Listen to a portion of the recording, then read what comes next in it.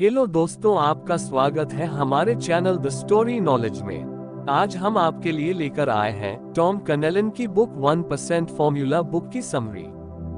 इस वीडियो में हम एक कहानी के जरिए जानेंगे कि 1% फॉर्मूला से हम कैसे अपनी मंजिल को जल्दी हासिल कर सकते हैं।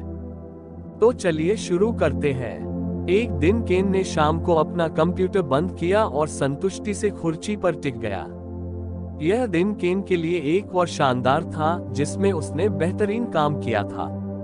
एक सहकर्मी जो दरवाजे की तरफ जा रही थी, उसको केन ने हाथ हिलाकर विदा किया और फिर उसकी नजर एक अवार्ड की तरफ गई, जो कुछ दिन पहले फ्रेम कराकर दूसरे अवार्ड के बाजू में दीवार पर टांगा था।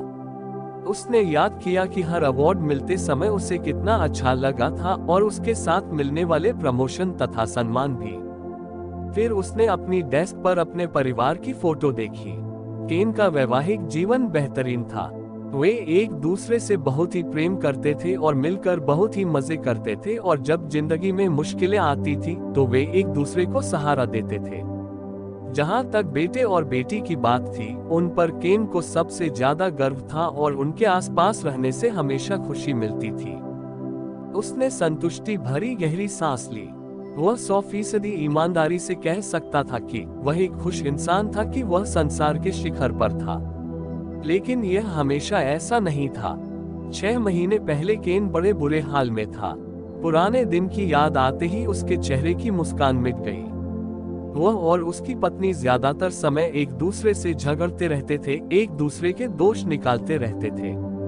बच्चे भी उदंड होते जा रहे थे और विद्रोही तेवर दिखा रहे थे। स्कूल में भी उनका प्रदर्शन अच्छा नहीं था। वह अपनी नौकरी से भी नाखुश था। अपनी नौकरी जोखिम में नजर आ रही थी। हर दिन ऑफिस में 2 सहकर्मियों के साथ उसका झगड़ा होता था। उसे जरा भी नहीं पता था कि वह इस बुरे हाल में कैसे पहुंचा। अपने मित्रों, परिवार वालों और सहकर्मियों को देखने पर उसे एहसास हुआ कि वह अकेला ही नहीं था। दरअसल बहुत से लोग उतने ही बुरे हाल में थे। उनमें से किसी को भी यह नहीं पता था कि वह वहां कैसे पहुंचे। कुछ को तो यह एहसास भी नहीं था कि वे वहां थे। केन ने सोचा कि क्या जीवन का यही मतलब है, क्या जिंदगी ऐसी ही होती है। लेकिन दिल की गहराई में किसी कोने में अब भी आशा की चिंगारी थी कि ज्यादा हासिल करना, ज्यादा बनना संभव है। अचानक केन के चेहरे पर मुस्कान लौट आई जब उसने अपने जीवन के महत्वपूर्ण मोड़ को याद किया। शनिवार की सुबह केन उस सीजन में अपने बेटे जैक का पहला फुटबॉल मैच देख रहा था। वे लोग उस टीम के खिलाफ खेल रहे थे जिसने उन्हें पिछले साल काफी हराया था, इसलिए उसे यह उम्मीद नहीं थी कि जैक की टीम शानदार जीत हासिल करेगी। लेकिन अपने बेटे को खेलते देखने पर उसे गर्व महसूस हुआ, और वह पिछले साल से काफी अच्छा प्रदर्शन कर रहा था, और साथ में उसकी टीम भी काफी जोश में और अच्छा प्रदर्शन कर रही थी। और उसके कोच जिम भी पिछले साल से अलग दिख रहे थे। मैदान में खेलते लड़के की तरह ही वे भी ज्यादा प्रेरित और एकाग्र नजर आ रहे थे। उनके व्यक्तित्व में बदलाव और उनके आत्मविश्वास भी पहले से काफी बढ़िया था। जब मैच थोड़ा आगे बढ़ा तो अचानक उसे एहसास हुआ कि उसके आसपास के अभिभावकों की उत्साहवर्धक आवाजें ज्यादा रोमांचित होती जा रही थी। स्कोर बराबरी पर 1% फॉर्मूला था। गेंद जैक की टीम के पास थी और यह गोल के करीब पहुंच चुकी थी, और जैक की टीम ने मैच जीत लिया था। मैच खत्म होने के बाद केन और अभिभावकों टीम को बढ़ावा देने लगे। मैदान में काफी शोर शराबे वाला माहौल था। इस दौरान केन की नजर कोच जिम की तरफ गई और केन ने जिम के साथ हाथ मिलाया और केन ने जिम को बधाइयां भी दी। केन ने कहा कि आज मेरे बच्चे ने काफी अच्छा खेला और बाकी खिलाड़ियों ने भी अच्छा प्रदर्शन किया। फिर कोच ने भी कहा कि मुझे भी नाज है, आज टीम ने अच्छा प्रदर्शन किया। फिर केन जैक की ओर मुड़ा और उसे गले लगाकर उसे बधाइयां भी दी। फिर केन ने कोच जिम को पूछा कि इसके पीछे क्या रहस्य है। जिम ने कहा कि मुझे लग रहा था कि आप ऐसी ही चीज पूछने वाले हैं। फिर जिम ने थोड़ी दूर एक पेड़ के नीचे रखी एक बेंच की ओर इशारा करा और केन को कहा कि आपके पास 1 मिनट का समय है, जो भी आपको पूछना है वो पूछ सकते हैं। फिर वह बेंच पर बैठ गए तो जिम ने कहा, मेरा जीवन ठीक ठीक चल रहा था। बच्चों को कोचिंग देने में मुझे अच्छा लगता था और मैं बच्चों की मदद करूंगा ताकि वह अपनी क्षमता अनुसार सर्वश्रेष्ठ खिलाड़ी बन सके। मेरे हिसाब से मुझे पहली बात तो यह सीखनी थी कि सर्वश्रेष्ठ खिलाड़ियों को बाकी खिलाड़ियों से कौन सी चीज के कारण ऊपर उठाती है। मेरे लिए ओलंपिक्स उत्कृष्टता का परम इम्तिहान है। ओलंपिक्स खिलाड़ी इतने अच्छे होते हैं कि उन्हें देखकर मैं शीर्ष प्रतिस्पर्धियों के बीच फर्क नहीं बता सकता। क्या आप बता सकते हैं? केन ने कहा, आप मजाक तो नहीं कर रहे हैं।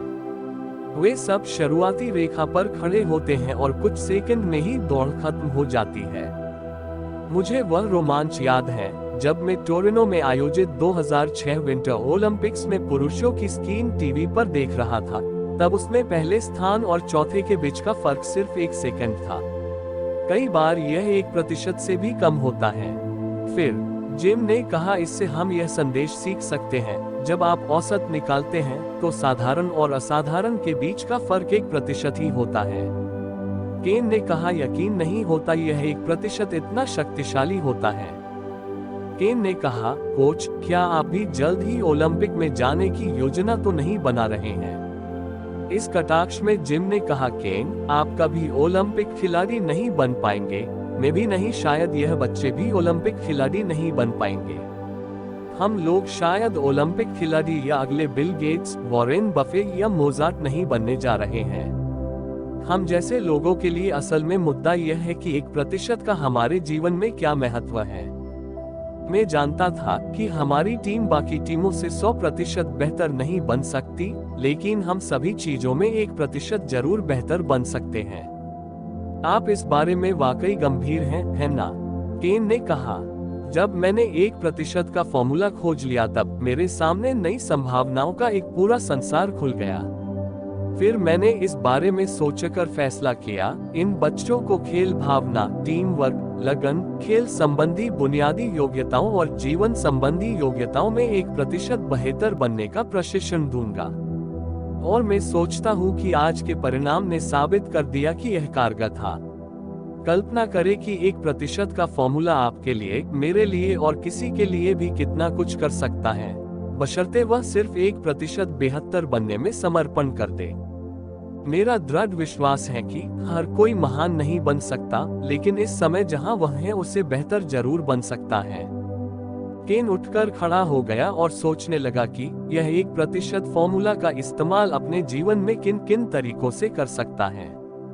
उसने कोच से पूछा कि यह फॉर्मूला करियर पर भी लागू होता है। बिल्कुल होता है।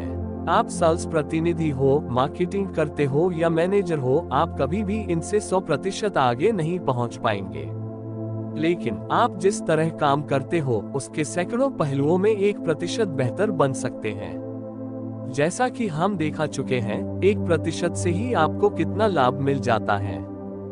तो आप कह रहे कि यह किसी भी करियर के लिए सच है, आपके जीवन के हर उस पहलुओं में जो आप बेहतर बनना चाहते हैं।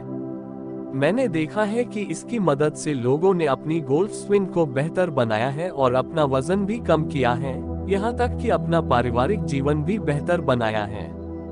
चलते समय केन ने पूछा, ठीक है, आपने यह पता लगा लिया कि टीम को 1% बेहतर बनाना है, लेकिन आपको यह कैसे पता चला कि शुरू कहाँ करना है? मैं यह पता लगाने की कोशिश कर रहा था कि मैं क्या कर सकता हूँ, इस दिशा में कैसे काम कर सकता हूँ। इसके बाद एक दिन मैं मेरे मित्र से बातचीत कर रहा था। वह सेल्स एग्जीक्यूटिव है। मैंने उसे अपना विचार बताया और उसे पूछा कि उससे मैं क्या सीख सकता हूँ, क्योंकि वह उसके काम में बहुत ही सफल था।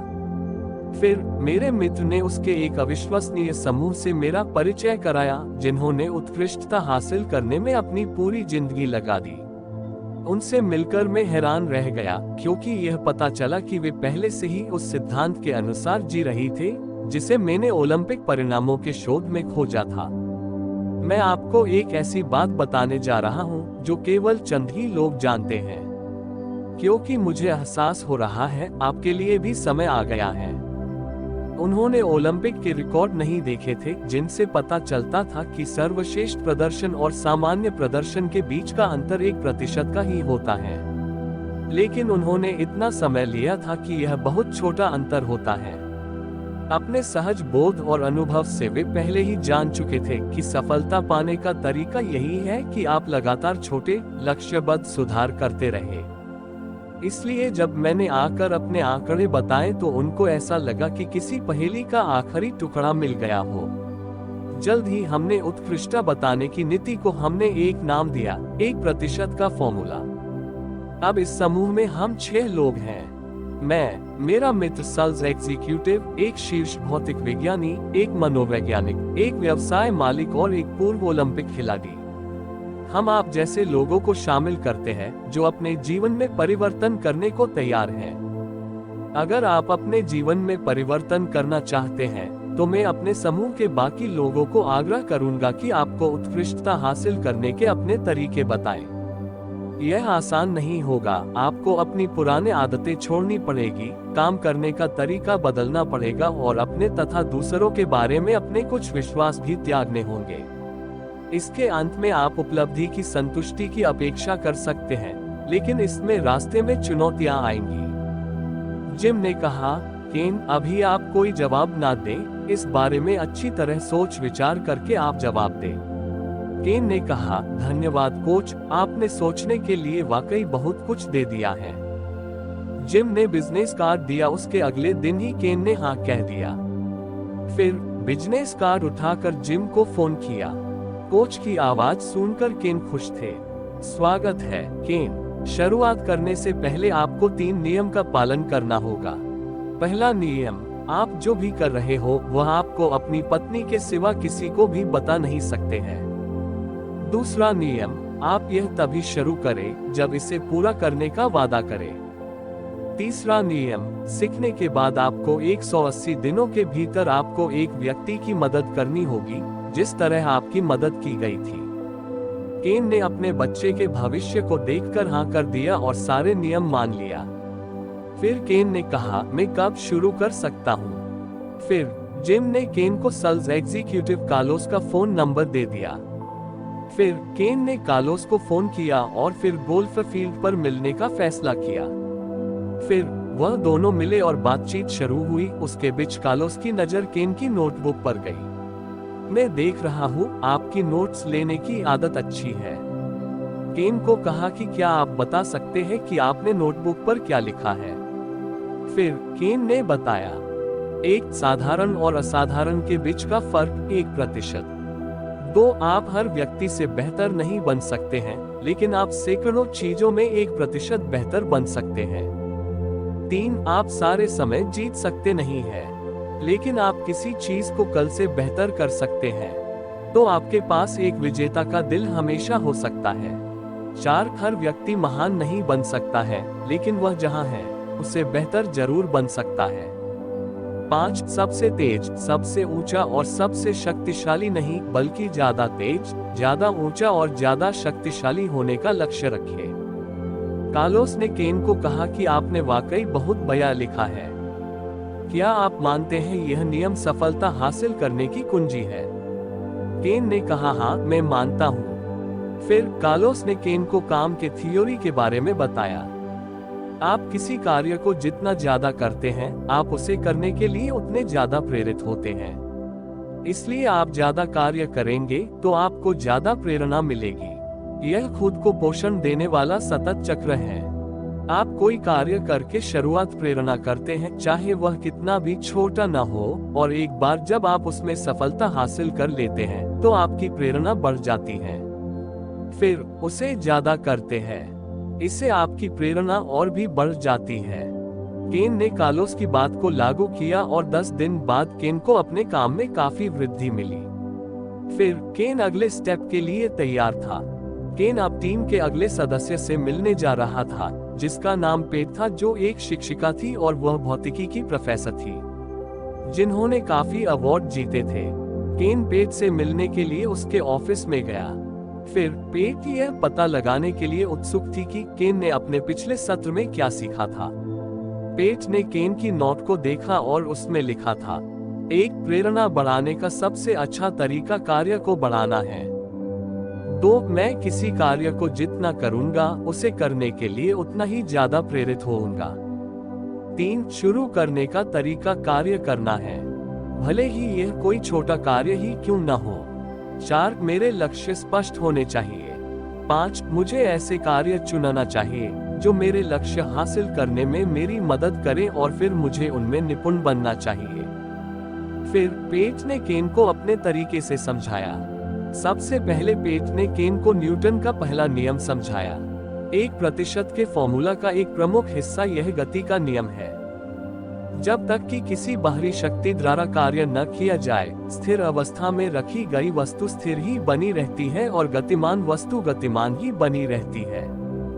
फिर पेट ने कहा कि आप वह कर सकते हैं जो कार्लोस ने सुझाव दिया था, अपने जीवन के किसी एक क्षेत्र जो आपके लिए महत्वपूर्ण हो को बेहतर बनाने के लिए कोई एक कार्य करें।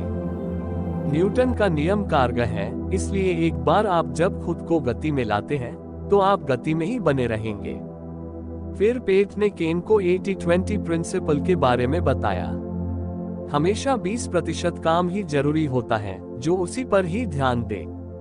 जो बाकी के 80% काम जो जरूरी नहीं होता वह काम छोड़ दे या दूसरों को करने दे। ऐसा करने से आप जो महत्वपूर्ण काम होता है उस पर आप अच्छी तरह से ध्यान दे सकते हैं। पेट ने जो भी बात बताई वह केन ने अपनी नोटबुक में लिख ली और वह अगले कदम के लिए आगे बढ़ा। केन ने सोचा, कोच जिम ने सही कहा था कि यह बेहतरीन यात्रा रहेगी। उसे यकीन नहीं हो रहा था कि उत्कृष्टता हासिल करने के प्रति समर्पित होने के बाद वह अद्भुत जगह और कितने कमाल के लोगों से मिल रहा था। अब केन को टीम के अगले सदस्य बॉब से मिलने जाना था।